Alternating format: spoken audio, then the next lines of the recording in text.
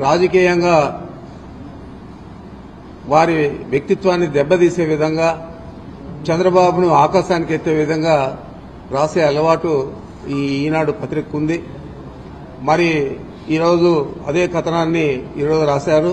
దాదాపు 2001లో 74 ఎకరాల చిల్లర అంటే దాదాపు 75 ఎకరాలు మేము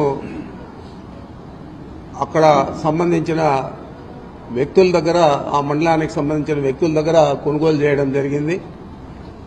మా కుటుంబ సభ్యుల పేరు మీదుగా అవన్నీ కూడా రిజిస్టర్ చేయడం జరిగింది. దాన్ని అభూత కల్పనలు కలుపుతూ కేవలం 23 ఎకరాల భూమిని 75 ఎకరాలు ఎట్లా అయింది అని చెప్పి వాళ్ళు రాయడం జరిగింది. మరి నేను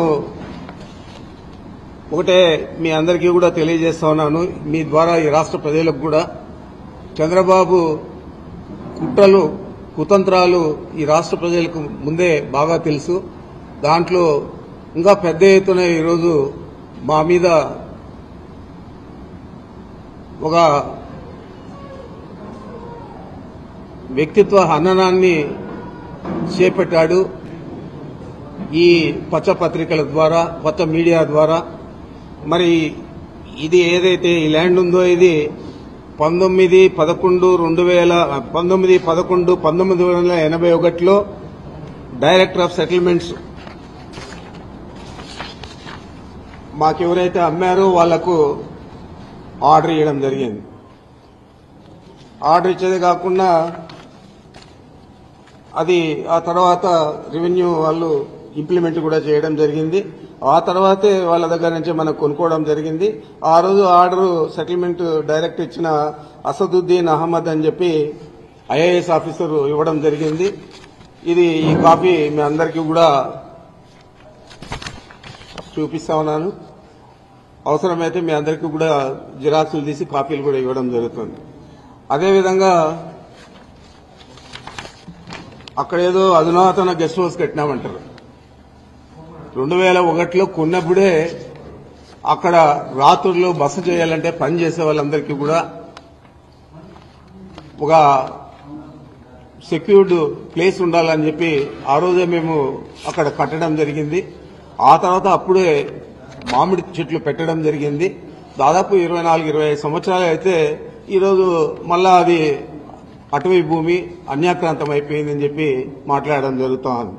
మీకు ఒకటే నేను తెలియజేస్తా ఉన్నాను, కిరణ్ కుమార్ రెడ్డి ముఖ్యమంత్రిగా ఉన్నప్పుడు వెంకటరమణారెడ్డి అని చెప్పి ఏదైతే ఒక తెలుగుదేశం పార్టీ నాయకుడు ఉన్నాడో అతను ఆ రోజు ముఖ్యమంత్రికి కంప్లైంట్ ఇస్తే కిరణ్ కుమార్ రెడ్డి దాని మీద సర్వే చేయించి అదంతా కూడా రెవెన్యూ వాళ్ళు, ఫారెస్ట్ వాళ్ళు జాయింట్ సర్వే చేసి ఇది ప్రైవేట్ ల్యాండ్, ఇది ఫారెస్ట్ డిపార్ట్మెంట్కి సంబంధం లేదని కూడా తేల్చడం జరిగింది.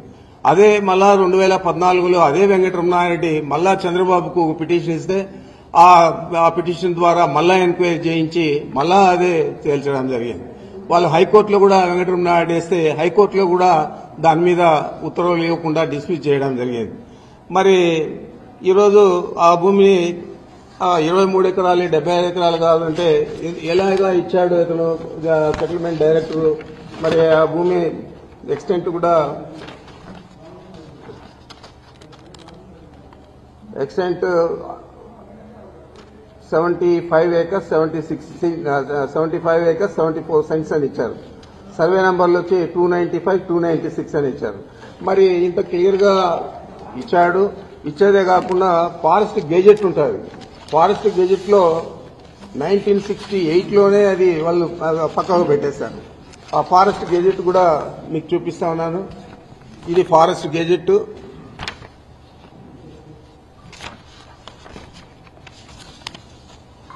ఈ ఫారెస్ట్ గెజెట్ లో కూడా 75 acres 74 cents ఆర్ 76 cents అని చెప్పి ఇచ్చారు. రైట్ ఆఫ్ వే కూడా 30 అడుగులు దారి కూడా దీనికి ఇవ్వడం జరిగింది. ఇదే దారి. ఇది గెజెట్ ఎవరికైనా కానీ పబ్లిక్ డొమైన్ లో అవైలబిలిటీ ఉంటుంది, చూసుకోవచ్చు. అదేవిధంగా ఈ రోడ్డు వేసేదానికి అంతకుముందు అయితే కార్ట్ ట్రాక్ కూడా అది మనం పక్కా రోడ్డు వేసేదానికి కూడా మేము అప్లికేషన్ పెడితే అక్కడ ఉన్న డ్వెల్లింగ్స్ కు వీటికన్నిటికీ కలిపి అక్కడున్న రైతులకంతా కూడా అవసరం అని చెప్పి ఆ రోజు మన అంటే కాంపిటెంట్ అథారిటీ అంటే ఫారెస్ట్ డిపార్ట్మెంట్ PCCF ఢిల్లీతో సంప్రదించి వాళ్ళ పర్మిషన్ తీసుకొని 27/6/22లో బ్లాక్ టాప్ రోడ్ వేసుకోవచ్చని చెప్పి పర్మిషన్ కూడా ఇచ్చింది. మరి ఆ ఎక్స్టెంట్ కూడా ఈ విధంగా ఉంది.